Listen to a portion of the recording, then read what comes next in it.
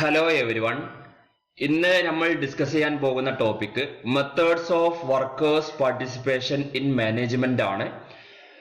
അപ്പോൾ മാനേജ്മെന്റിൽ വർക്കറെ പാർട്ടിസിപ്പേഷന് വരുത്താനുള്ള, അതായത് വർക്കറെ പാർട്ടിസിപ്പേറ്റ് ചെയ്യിക്കാനുള്ള രീതികൾ ഏതൊക്കെയാണെന്നുള്ള കാര്യമാണ് ഇന്ന് ഡിസ്കസ് ചെയ്യാൻ പോകുന്നത്.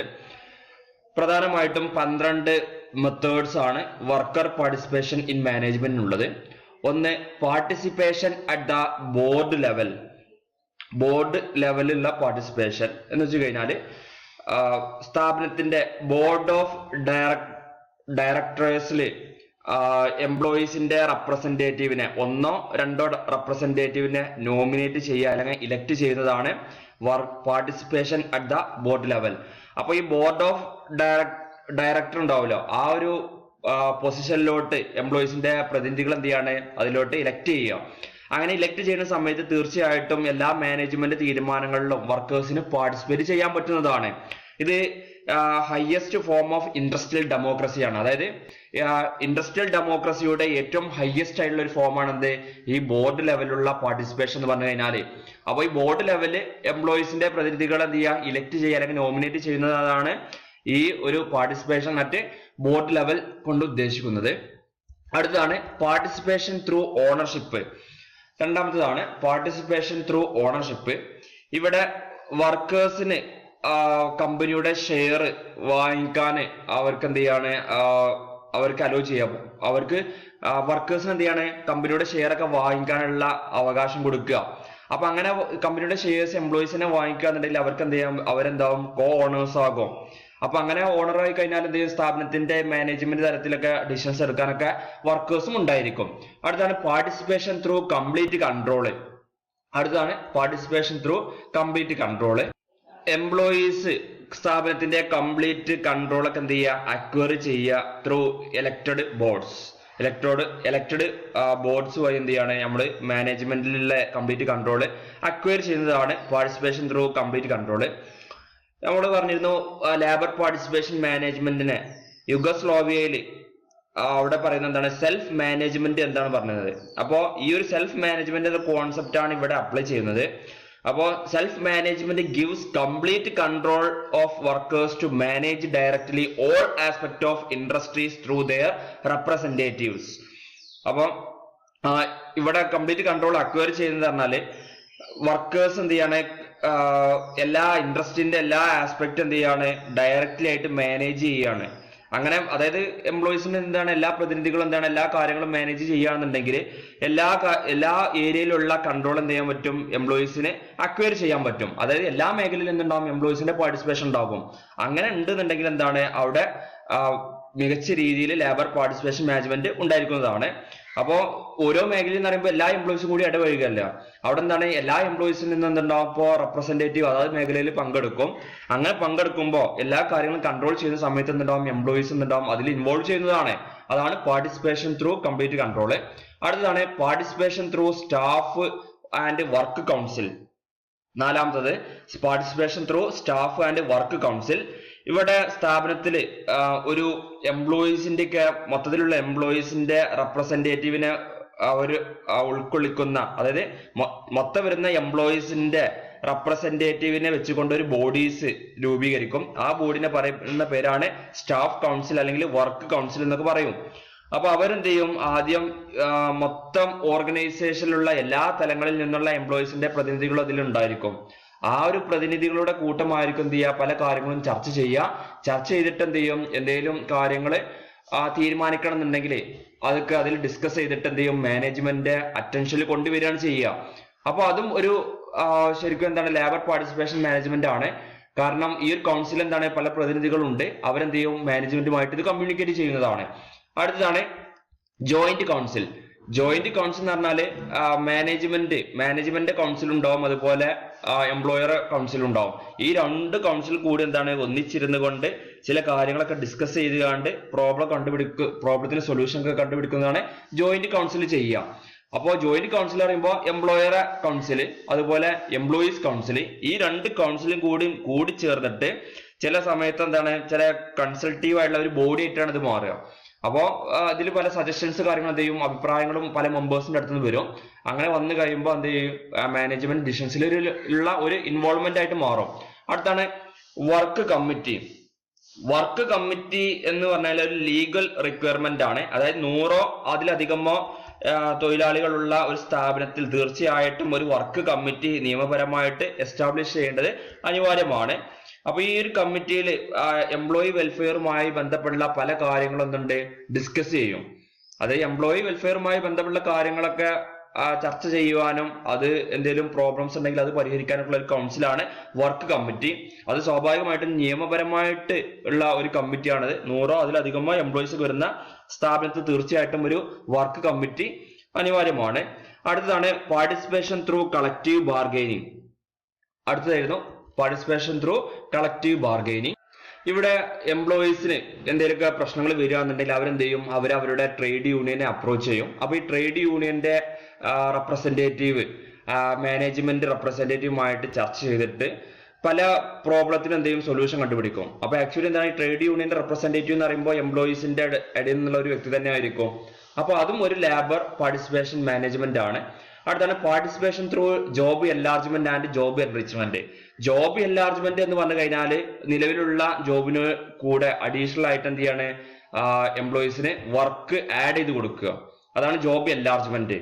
അപ്പോൾ ജോബിന്റെ സ്കോപ്പ് ഒന്നുകൂടി എന്ത് ചെയ്യും, ഇൻക്രീസ് ചെയ്യും. ജോബ് എൻറിച്ച്മെന്റ് എന്ന് പറഞ്ഞു കഴിഞ്ഞാൽ എംപ്ലോയീസിന് എന്ത് ചെയ്യുക, വർക്ക് ചെയ്യാനും അവരുടെ കാര്യങ്ങൾ തീരുമാനിക്കാനൊക്കെ കുറച്ചുകൂടി ഫ്രീഡം പ്രൊവൈഡ് ചെയ്യുന്നതാണ് ജോബ് എൻറിച്ച്മെന്റ്. അപ്പോൾ ഈ ജോബ് എൻലാർജ്മെന്റും ജോബ് എൻറിച്ച്മെന്റും കൊടുക്കുന്നത് വഴി സ്ഥാപനത്തിലെ എംപ്ലോയീസിന് കുറച്ചുകൂടി ഫ്രീഡം കിട്ടും. അവരുടെ ജോബിന്റെ സ്കോപ്പ് എന്ത് ചെയ്യും, ഇൻക്രീസ് ചെയ്യും. അപ്പൊ കൂടുതൽ ജോബ് എൻലാർജ്മെന്റ് കൂടുന്നതോടെ എന്താണ്, ഈ ഒരു മാനേജ്മെന്റ് തലത്തിൽ വരെ അവർക്ക് എന്താണ് ഇൻഫ്ലുവൻസ് ഉണ്ടായിരിക്കും. അപ്പൊ അതും ഒരു ലേബർ പാർട്ടിസിപ്പേഷൻ ടെക്നിക്കാണ്. അടുത്തതാണ് പാർട്ടിസിപ്പേഷൻ ത്രൂ സജഷൻ സ്കീം. അപ്പോൾ ഈ ഒരു സിസ്റ്റത്തില് സജഷന്, അതായത് ഓരോ സ്ഥാപനത്തിലും എന്തുണ്ടാവും, ഒരു ഓഫീസ് പ്രിമിസസിലൊക്കെ എന്തുണ്ടാവും, ഒരു സജഷൻ ബോക്സ് എന്ത് ചെയ്യും, ഇൻസ്റ്റാൾ ചെയ്യും. ആ ഒരു ബോക്സിൽ എംപ്ലോയീസിനൊക്കെ എന്താണ് വേണ്ട സജഷൻസ് കാര്യങ്ങളൊക്കെ ഉണ്ടെന്നുണ്ടെങ്കിൽ അതിൽ സബ്മിറ്റ് ചെയ്യാവുന്നതാണ്. അപ്പൊ അതിൽ എഴുതിക്കാണ്ട് എന്ത് ചെയ്താൽ മതി, ഈ സജഷൻ ബോക്സിൽ നിക്ഷേപിച്ചാൽ മതി. അങ്ങനെ നിക്ഷേപിക്കുകയാണെന്നുണ്ടെങ്കിൽ ആ ഒരു സജഷൻ എല്ലാം മാനേജ്മെന്റ് വായിച്ചിട്ട് അതൊക്കെ എന്ത് ചെയ്യും, അവരുടെ സജഷൻസ് പരിഗണിച്ചിട്ടാണ് ഡിസിഷൻസ് കാര്യങ്ങൾ എടുക്കുക. അതും ഒരു ലേബർ പാർട്ടിസിപ്പേഷൻ മാനേജ്മെന്റ് ഒരു ടെക്നിക്കാണ്. അടുത്തതാണ് പാർട്ടിസിപ്പേഷൻ ത്രൂ ക്വാളിറ്റി കൺട്രോൾ. എന്താണ് ക്വാളിറ്റി കൺട്രോൾ? QC എന്ന് പറയും, ക്വാളിറ്റി കൺട്രോൾ, QC. അപ്പോ ക്വാളിറ്റി കൺട്രോൾ എന്ന് പറഞ്ഞു കഴിഞ്ഞാൽ അപ്പോ 7 മുതൽ 10 വരെ അടങ്ങിയിട്ടുള്ള ഒരു ഗ്രൂപ്പ് ഫോം ചെയ്യും. അപ്പോൾ ഒരു പീപ്പിൾസ് എന്നല്ല, വർക്കേഴ്സിന്റെ ഒരു കൂട്ടമാണ്. അപ്പൊ അതിൽ 7 മുതൽ 10 വരെ വർക്കേഴ്സ് ഉണ്ടായിരിക്കും. അവരെന്ത് ചെയ്യും, റെഗുലർ ആയിട്ട് എന്ത് ചെയ്യും, മീറ്റ് ചെയ്യും. മീറ്റ് ചെയ്യുന്നത് എന്തിനാന്ന് വെച്ച് കഴിഞ്ഞാൽ ക്വാളിറ്റിയുമായി ബന്ധപ്പെട്ടുള്ള പ്രോബ്ലംസ്, അതായത് ആ എംപ്ലോയീസ് വർക്ക് ചെയ്യുന്ന ഏരിയയിലുള്ള ക്വാളിറ്റിയുമായി ബന്ധപ്പെട്ട പ്രോബ്ലംസ് ഡിഫൈൻ ചെയ്യാനും അനലൈസ് ചെയ്യാനും സോൾവ് ചെയ്യാനൊക്കെ വേണ്ടിയിട്ട് എന്ത് ചെയ്യും, അവര് റെഗുലർ ആയിട്ട് മീറ്റ് ചെയ്യുന്നതാണ് ക്വാളിറ്റി സർക്കിൾ എന്ന് പറയുന്നത്. അപ്പൊ ഇതിന്റെയൊക്കെ ഒരു സാധാരണ പറഞ്ഞാല് ഇത് ലോങ് ലൈഫ് ഉണ്ട്. ചിലതൊക്കെ എന്തുണ്ടാവും 1 to 3 years വരെ എന്തുണ്ടാവും, ചിലത് നിലനിൽക്കുകയുള്ളൂ. അപ്പോൾ അത് കഴിഞ്ഞാൽ പിന്നെ എന്ത് ചെയ്യും, അടുത്ത ക്വാളിറ്റി സർക്കിൾ ഫോം ചെയ്യും. അപ്പൊ ഈ ക്വാളിറ്റി സർക്കിൾ അറിയുമ്പോൾ ഇവിടെ സ്ഥാപനത്തിലെ എംപ്ലോയീസ് എന്ത് ചെയ്യും, സെയിം വർക്ക് ഏരിയയിലുള്ള കുറച്ച് എംപ്ലോയീസ് എന്ത് ചെയ്യും, റെഗുലർ ആയിട്ട് മീറ്റ് ചെയ്ത് അവരെന്ത് ചെയ്യും, ഈ ക്വാളിറ്റിയുമായി ബന്ധപ്പെട്ട കാര്യങ്ങൾ ഡിഫൈൻ ചെയ്യുക, അനലൈസ് ചെയ്യുക, സോൾവ് ചെയ്യുക. അങ്ങനെ ഒക്കെ ചെയ്യുന്നതാണ് ക്വാളിറ്റി സർക്കിൾ എന്ന് പറഞ്ഞു കഴിഞ്ഞാൽ. അപ്പൊ ഇങ്ങനെ ചെയ്യുന്ന സമയത്ത് സ്ഥാപനത്തിന്റെ ക്വാളിറ്റി ഒക്കെ ഇംപ്രൂവ് ചെയ്യാൻ, അതുപോലെ അതുമായി ബന്ധപ്പെട്ട കാര്യങ്ങൾ ഡിഫൈൻ ചെയ്യാനും അനലൈസ് ചെയ്യാനും അതുപോലെ സോൾവ് ചെയ്യാനൊക്കെ ഇവർക്ക് എംപ്ലോയീസിന് അധികാരം കിട്ടുകയാണ്. അതും ഒരു ലേബർ പാർട്ടിസിപ്പേഷൻ ഇൻ മാനേജ്മെന്റിന്റെ ഭാഗമാണ്. അപ്പോൾ എംപ്ലോയീസിന് എന്താണ്, അവരുടെ ഏരിയയിലുള്ള കാര്യങ്ങളൊക്കെ തീരുമാനിക്കാൻ എന്താണ് അവർക്ക് ഒരു അവകാശം കിട്ടുന്നതാണ് ഈ ക്വാളിറ്റി സർക്കിളിലൂടെ നമുക്ക് മനസ്സിലാവുന്നത്.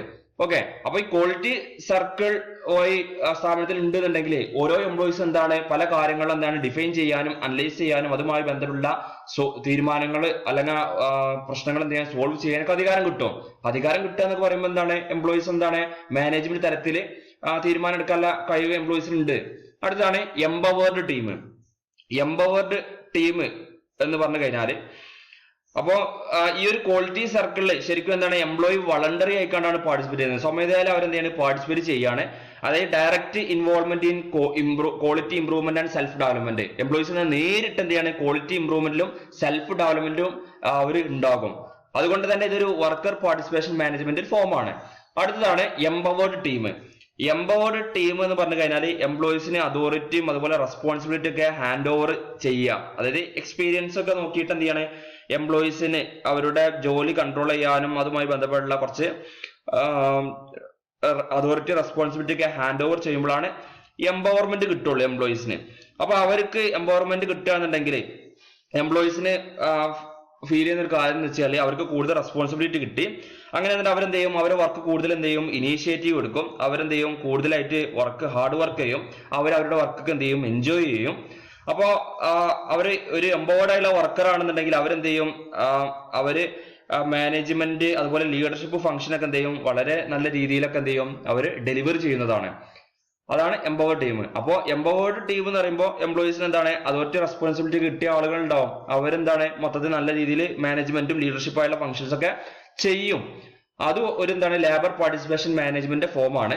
അടുത്തതാണ് quality control total quality management. എന്താണ് total quality management? TQM, total quality management. TQM എന്ന് പറഞ്ഞു കഴിഞ്ഞാൽ ഒരു ഇന്റഗ്രേറ്റീവ് ആയുള്ള ഫിലോസഫി മാനേജ്മെന്റ് ആണ്. എന്ന് വെച്ച് കഴിഞ്ഞാല് നമ്മളെ സ്ഥാപനത്തിലെ പ്രൊഡക്റ്റും പ്രോസസ്സുമായി ബന്ധപ്പെട്ട് ഉള്ള ക്വാളിറ്റി, അതായത് quality of product and process, അത് കണ്ടിന്യൂസ് ആയിട്ട് ഇംപ്രൂവ് ചെയ്യുന്ന ഒരു മാനേജ്മെന്റ് ഫിലോസഫിയാണ് ടോട്ടൽ ക്വാളിറ്റി മാനേജ്മെന്റ് എന്ന് പറഞ്ഞു കഴിഞ്ഞാൽ. അപ്പോൾ സ്ഥാപനത്തിന്റെ പ്രൊഡക്റ്റ് ക്വാളിറ്റി, പ്രോസസ്സിലെ ക്വാളിറ്റി ഒക്കെ എന്താണ്, നമ്മൾ സ്ഥിരമായിട്ട് അതായത് ഡെയിലി എന്ത് ചെയ്യാണ്, അതിന്റെ ക്വാളിറ്റി എന്ത് ചെയ്യാണ്, ഇംപ്രൂവ് ചെയ്യുന്ന ഒരു ഇന്റഗ്രേറ്റീവ് ആയുള്ള ഒരു ഫിലോസഫിയാണ് ഈ ടോട്ടൽ ക്വാളിറ്റി മാനേജ്മെന്റ് എന്ന് പറഞ്ഞു കഴിഞ്ഞാൽ. അപ്പോ ഇവിടെ TQM-ല് എല്ലാ എംപ്ലോയീസും എന്ത് ചെയ്യും, അവരുടെ വർക്ക് ചെയ്യുന്നതിൽ പ്രോസസ്സ് വരുമ്പോൾ ഓരോ എംപ്ലോയീസിനും ഓരോ വർക്കാണ് ചെയ്യുക. അപ്പോൾ ഈ എംപ്ലോയീസ് പറയുമ്പോൾ എന്താണ്, ഒരു പ്രോസസ്സിന്റെ ഭാഗമാണ്. അപ്പൊ എല്ലാ എംപ്ലോയീസും എന്ത് ചെയ്യും, അവർ ഡെയിലി എന്ത് ചെയ്യും, അവരുടെ ക്വാളിറ്റി എന്ത് ചെയ്യാണ്, ഇംപ്രൂവ് ചെയ്യാൻ ശ്രമിക്കുകയാണ് ചെയ്യുക. അങ്ങനെ ശ്രമിച്ചെങ്കിൽ മാത്രമാണ് TQM സ്ഥാപനത്തിൽ നല്ല രീതിയിൽ നടപ്പാക്കാൻ പറ്റുകയുള്ളൂ. അപ്പോൾ ഈ ഒരു ക്വാളിറ്റി ഇംപ്രൂവ് ചെയ്യുന്നതിൽ ഓരോ എംപ്ലോയീസും എന്താണ് സ്വയം കൺട്രോൾ ചെയ്തിട്ട് സ്വയം മാനേജ് ചെയ്താൽ മാത്രമാണ് സ്ഥാപനത്തിന്റെ ഓവറോൾ ക്വാളിറ്റി ഇംപ്രൂവ് ചെയ്യാൻ പറ്റുള്ളൂ. അത് പ്രൊഡക്റ്റിലായാലും പ്രോസസ്സിലായാലും അല്ലെങ്കിൽ ഓവറോൾ ക്വാളിറ്റി ആയി കഴിഞ്ഞാലോ. അപ്പൊ എംപ്ലോയീസ് ഒക്കെ എന്താണ്, ഇവരെന്താണ് ഡയറക്റ്റ് ആയിക്കാണ്ട് എന്താണ് അവരുടെ വർക്ക് ചെയ്യുന്നതിലുള്ള ക്വാളിറ്റി ഓരോ ദിവസവും ഇംപ്രൂവ് ചെയ്യാൻ അവർ റെസ്പോൺസിബിൾ ആണ്. അതൊരു ലേബർ പാർട്ടിസിപ്പേഷൻ മാനേജ്മെന്റ് ആണ്. ലേബർ പാർട്ടിസിപ്പേഷൻ ഇൻ മാനേജ്മെന്റിന്റെ ഭാഗമാണ്.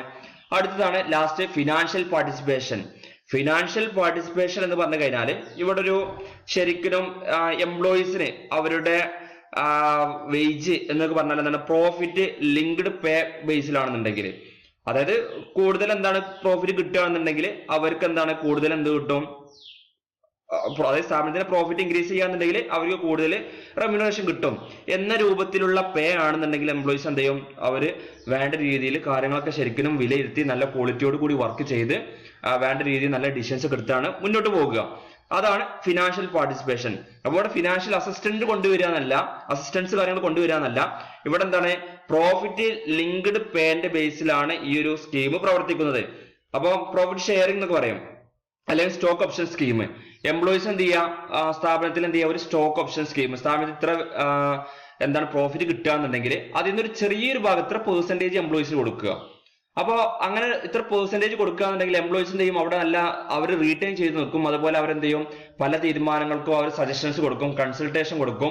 അതുപോലെ മാനേജർ തലത്തിലൊക്കെ എന്ത് ചെയ്യും, വേണ്ട നല്ല നല്ല ഇടപെടലുകളൊക്കെ കാര്യങ്ങളൊക്കെ ചെയ്യും. അങ്ങനെ ചെയ്യുമ്പോൾ എന്താണ്, അവർക്കറിയാം പ്രോഫിറ്റ് കൂടി കഴിഞ്ഞാൽ അതിനൊരു ചെറിയ ശതമാനം എനിക്കും കിട്ടും, എംപ്ലോയീസിന് കിട്ടും എന്ന തോന്നൽ വരും. അങ്ങനെ തോന്നൽ വരികയാണെന്നുണ്ടെങ്കിൽ അവരെന്ത് ചെയ്യും, ഈ ഒരു മാനേജ്മെന്റ് തലത്തിൽ എന്തുണ്ട്, അവർ പാർട്ടിസിപ്പേറ്റ് ചെയ്യുന്നുണ്ട്. അപ്പോൾ ഇതാണ് ഫിനാൻഷ്യൽ പാർട്ടിസിപ്പേഷൻ. ഓക്കെ, അപ്പോൾ ഇങ്ങനെ 12 രീതികളാണ് ലേബർ പാർട്ടിസിപ്പേഷൻ മാനേജ്മെന്റിനുള്ളത്. ഒന്നാമത് പാർട്ടിസിപ്പേഷൻ അറ്റ് ബോർഡ് ലെവൽ, രണ്ടാമത്തത് പാർട്ടിസിപ്പേഷൻ ത്രൂ ഓണർഷിപ്പ്, മൂന്നാമത്തെ പാർട്ടിസിപ്പേഷൻ ത്രൂ കംപ്ലീറ്റ് കൺട്രോൾ, നാലാമത്തത് participation through staff and work council, അഞ്ചാമത്തത് ജോയിന്റ് കൗൺസിൽ, ആറാമത്തെ വർക്ക് കമ്മിറ്റി,